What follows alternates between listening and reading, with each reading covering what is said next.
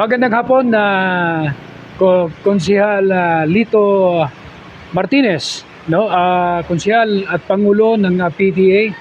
Maraming salamat po sa iyong pong pagkakataon sa pagpapaunlak. Ngayong pong hapong ito at ngayong araw na ito, sino po ba si Lito Martinez? Magandang umaga naman po, Sir Regiel. Magandang umaga para sa bukas na may pag-asa. Si Lito Martinez po ay unang-una, gaya po ng binanggit ninyo, ako po ay presidente ng PTA.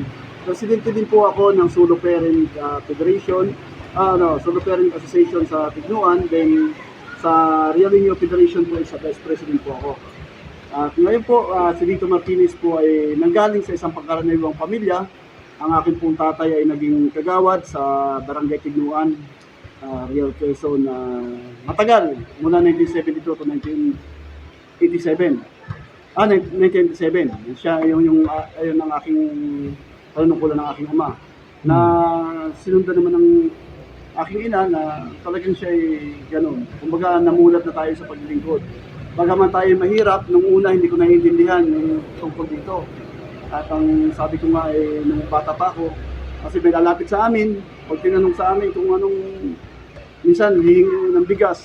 Pag humingi ng bigas, tinitingnan ko yung lagayan namin, kakaunti na, binibigay pa ng tatay ko. Hindi ko maunawaan yun kung anong, bakit ginagawa ng tatay ko nung minsan nagkaroon pa rin ako ng galit. Sabi ko, wala na lang kami, tapos may hihingi pa. Hindi ko naunawaan yun nung mga time na yun. And then, habang ako po ay lumalaki, dahil ako naman po ay ganun, at ako po ay namulat sa isang youth organization ng isang church na tawagin natin yung United Church of Christ in the Philippines. Bahagi po noon, yung youth noon, naging bahagi din po ako nung yun. Doon ko po nakita kung ano talaga yung kalagayan at doon po ako nagkaroon ng pakialam sa ating pong lipunan. Nakita ko po, doon ko naunawaan kung ano talaga yung ginagawa ng tatay ko. Bakit niya ginagawa ng tatay ko yung ganun. At sa ganitong pangyayari, sabi ko nga, hindi naman tayo makakapag-aral, sana talaga dahil ang natin is mahirap lang tayo. Hindi naman tayo lumaki talaga sa marangyang buhay. Ang nangyari lang sa akin, bakit ako nakapag-aral, ako nagpapasalamat. Proud ako na ako po'y magsasaka. Proud ako na ako'y nag-uuling. Proud ako na ako po'y naglalaot. Yun yung aking pong trabaho, magsasaka, mangingisda. Dati po talaga, magkakahoy kami. Hindi ko po ikinakahiya na naging magkakahoy po kami. At sa pamamagitan po nito, at dahil kami po ay magniniyog, anak po ako na magniniyog, tatay ko ay magniniyog, ay nakapag-aral po ako sa pamamagitan po ng scholarship ng United Coconut Planters Bank, Coconut Industrial Investment Fund. Yan po yung nagpaaral sa akin. Kaya nung parang stepping stone, pag-aral po ako sa Don Bosco Technical College, naging student council po tayo doon. Namang kumbaga sa titingnan po natin ay may kakayanan din po tayo pagdating sa panunungkulan. Marami po tayong mga karanasan pagdating po sa leadership at sa paggawa ng mga policy. Naging board of director po tayo ng Tignuan Water Services Association Incorporated at naging din po tayo ng isang asosasyon na ngayon po ay board member din po tayo ng Abaca Farmers Association sa Tignuan, na hindi lang po Tignuan yung na-cover, pati po yung ibang lugar ng ating pong bayan ay na-cover po natin pagdating po sa sumasama sa amin. Ngayon, siyempre sa atin po bilang board of director, lagi pong policy pong ginagawa natin. Hindi po yan nalalayo sa gawain ng isang person. Kaya po nandito po si Lito Martinez, lumapit at nakita po natin. Bakit po?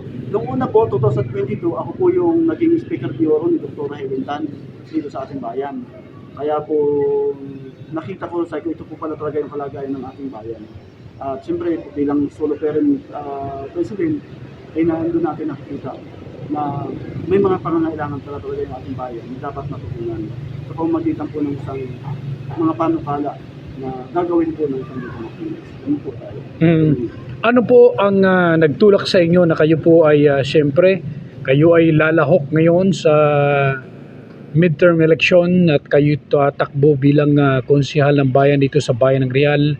Ano yung mga bit-bit na mga programa po ninyo na maaring may ambag ninyo dito po sa bayan? Ayun po, ako po ay, kagaya na sinabi ko kanina, ako po ay nakita ko na meron po akong matutulong.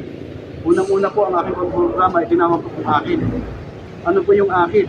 Ang akin po ay agrikultura, kalusugan, edukasyon at turismo. Yun po yung pumapasok ng aking pong agenda bilang isang konsehal na aking pong gagawin. Ano po yung sa ating pong agrikultura? Ang agrikultura po natin, nandiyan po yung pagsasaka, nandiyan po pangingisda, nandiyan po yung pag-alaga ng hayupan. Ang nakita po natin na isang mga patakaran po na umiiral sa atin, kapag ikaw po nag-alaga ng baboy, unang-unahin ko po sa pag-alaga ng hayupan. Pag nag-alaga ka po ng baboy, naparami po nag-alaga ng baboy din sa atin. Makita po natin, yun naman, nandiyan na kaagad yung show cause order na pinahihinto dahil sa amoy ng baboy. Ngayon po, hindi dapat matingnan natin kung anong meron tayo na ordinansa sa ating pong bayan tungkol po sa paghahayupan. Kasi po yung ordinansa na ito, titignan po natin kung ito po yung napapanahon pa. Kasi meron po tayong mga teknolohiya na ginagamit ngayon para ma-prevent po yung amoy ng ating pong mga alagang hayop. Dapat po mapag-aralan po natin ito dahil kung patuloy po natin gagawin po na ipapatigil ang mga hayupan, mga manukan, mga kahuyan, ipapatigil po natin yan dahil sa problema, mawawalan po tayo ng mga hanap buhay, mga nag-aalaga po ng mga hayupan. Yan po yung nakikita kong isang importante na dapat po natin matutukan. I-revisa lang po natin, titingnan po natin, amendahan po natin kung meron pong batas para makasabay po sa panahon. Dapat po napapanahon po yung ating mga batas. Yun po yung ating gusto makita. And then, sa ano naman po, sa pangisdaan, dahil sinabi ko nga po kanina na ako po yung isang mangingisda din, ang nakita ko po dito, ako po kasi napadpad, naranasan kong mapadpad sa Perez, na hindi po ako nandaran. Wala po tayong matawagan, ako po yung nag-text, ay nasa tabi naman yung naiti-text ko. Ang isa pong ko natin dito, yung mga samahan po ng mangingisda, bakit kaya hindi po kaya natin bigyan ng mga radyo? Para magkaroon lamang po na communication sa kalapit lang po na programa lang po naman ang inaayos natin yan. Kailangan meron pong programa para sa mga samahan ng mga isla. Alam ko may federasyon ng mga isla sa ating bayan. Pwede tulungan po natin yun. Yan po yung makita po natin. At isa pa pong makuha po natin dito, mapalakas natin yung production ng ating pong isda. Kasi mahirap na po manghuli dito ng isda. Ang gagawin lang po natin dito ay magagawa po tayo ng artificial coral. Dapat po makapaglaro tayo ng artificial corals sa mga kuko natin. Tayo talagang dapat maalagaan din po natin yung ating mga pangislaan sa within the municipal water area. Yan po yung isa po natin. Titingnan ko rin po kung anong pang merong mga ordinansa yung ating pong pharmacy para masusugan po natin kung ano yung dapat na gawin pa natin. Idagdag po natin sa mga patakaran to. Alam ko po kasi na matatalino naman yung ating mga social noon. Eh siyempre, dagdagan po natin yan kung may mga kakulangan. Dahil nga sabi ko nga po kanina, nagbabago po yung ating panahon. Kailangan po magbago din yung ating ordinansa. Sumabay po tayo sa mga teknolohiya na dapat po natin naranasan. Madali naman po yan kasi mga pinag-aaralan po natin yan. Ayun po yung aking gustong mangyari, makita. At isa pa po, ang parola po kasi natin nasa Angus lang. Ngayon po, yung part po ng Malapad, Tignuan, Kapalong, medyo pagkagabi po at madilim talaga, naliligaw. Dati po kasi yung PLDT may ilaw, yung tawag ng PLDT, mayroon po isang ilaw na kulay-pula. Ngayon po, nawala na yung ilaw, hirap na po tumukin ng mga mangingisda natin doon, paano sila tatabi. Minsan po iba yung kanina po, na nagkakaroon po ng emergency, sumasadsik sila sa mga batuhan, sa mga kasanan. Eh, yun po yung dapat natin maiwasan. Ano po? Kaya gusto po natin makalagay dyan sa part na yan, kung saan man po dyan, kung Kapalong o Tignuan, na magkaroon po tayo ng isang parola nun lang. Yun po yung matagal ko nang naririnig noon pa na may mga project na parola, pero hindi ko po nakikita nag-materialize. So ngayon na kagawad, sa inyo pong pag-iikot sa pangangampanya, ano yung mga naririnig po ninyong mga hinaing o mga dapat bigyan ng pansin ng ating lokal na pamahalaan? Siyempre, magiging miyembro kayo ng Sangguniang Bayan kung sakaling kayo pa'y palarin. Ano yung mga hinaing o mga nagiging hamon para sa part po ninyo kayo'y kandidato? Ayun po, ito po yung very common. Hindi lang po din sa Kabayanan. Yung problema na matagal na natin pong talagang sinisigaw dito sa Kabayanan. Hindi lang po sa Kabayanan, sa Bulikot ko, hindi lang po sa Kabayanan yung problema. Yung atin pong tubig. Ano po, ayon po sa international law ng human rights, ang sabi po ay ang hindi pagbibigay po ng access ng tubig, ng malinis na tubig sa atin po mga kababayan, ng isang estado, ay isang paglabag po sa karapatang pantao. O ibig sabihin po, para hindi po natin malabag yung karapatang pantao, ibigay po natin yung pangangailangan na ito. Halos lahat po ng barangay, ito po yung pangangailangan talaga. Titignan po natin, bagaman po napakarami po ng source natin ng tubig, marami po tayong ilog na nandito sa ating municipal area, sa lahat po ng nasa tupan ng Real. Napakarami po nating ilog, maraming sapa. Pero ang ating pong tubig ay hindi po maayos. Katulad nga po yung sinabi ko sa inyo, ako po dating board of director ng Tignuan Water Services Association Incorporated. Yung pong, ang ating pong dapat pag-aralan dito, ay kung ano po yung mga programa na nauna na ipinasa.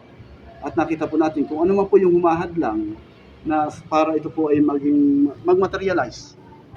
Ay titingnan po natin yan kung ano po yung kakulangan na yan. At yan po yung sususugan natin. At gagawa po tayo dyan ng isang resolution kung maaari para maituloy. At kung halimbawa naman po ay mas maganda siguro po na mayroong independent na nagpapatakbo ng patubig tulad po ng LOA. Kasi alam naman po natin pagka pinatakbo ng LOA talagang maka-independent yan sa municipal.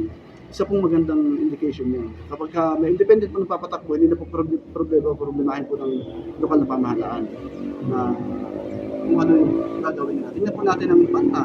Ang Infanta po ay 36 na barangay, pero isang barangay lang po, hindi na nasusubayan. Ang Magsaysay, pero Magsaysay may tubig na maayos din po sila. Kaya po, kumbaga, makikita po natin na kung meron din po ang Real na water district, siguro naman po, mas maganda ito.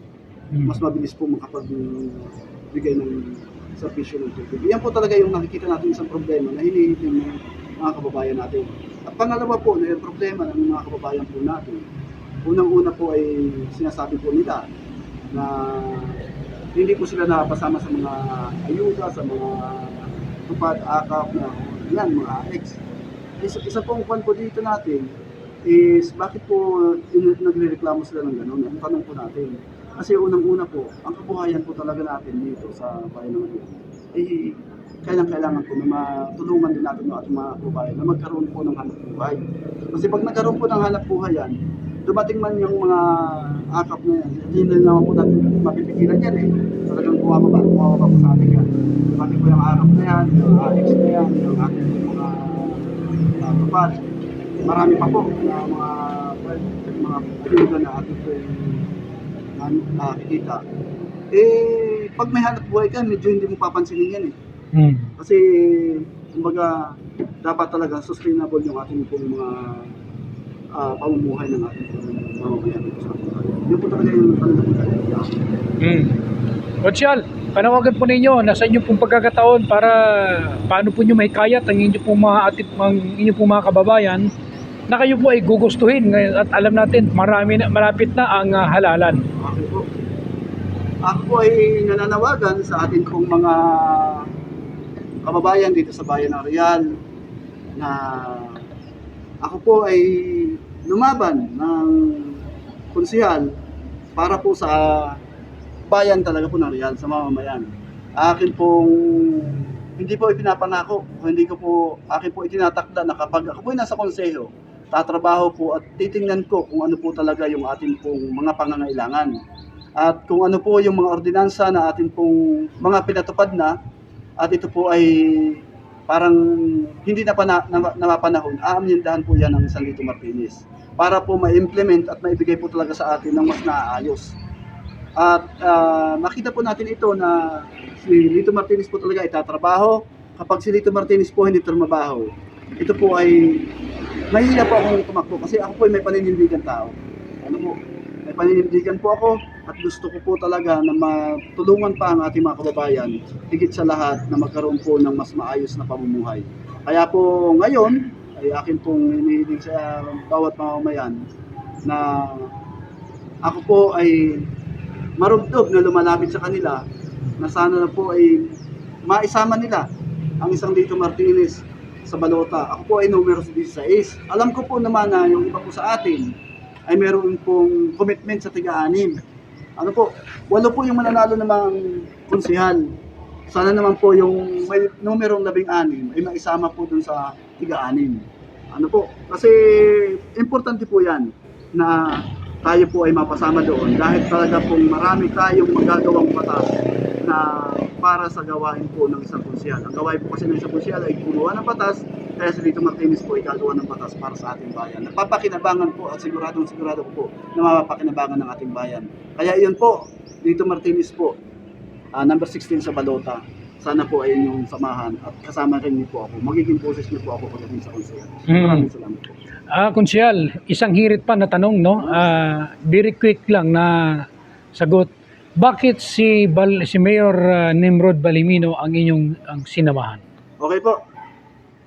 Unang-una po, alam po ng karamihan na ang panggitna ko po ay Balimino. Ano po? Unang factor. Pangalawang factor po, hindi ko po din alam na siya po itatakbo at hindi rin po niya alam na ako itatakbo.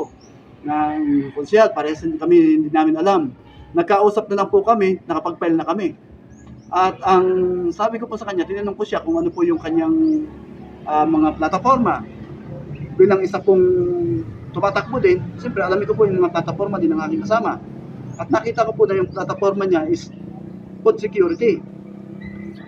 Sa akin din po, food security din po yung aking plataforma.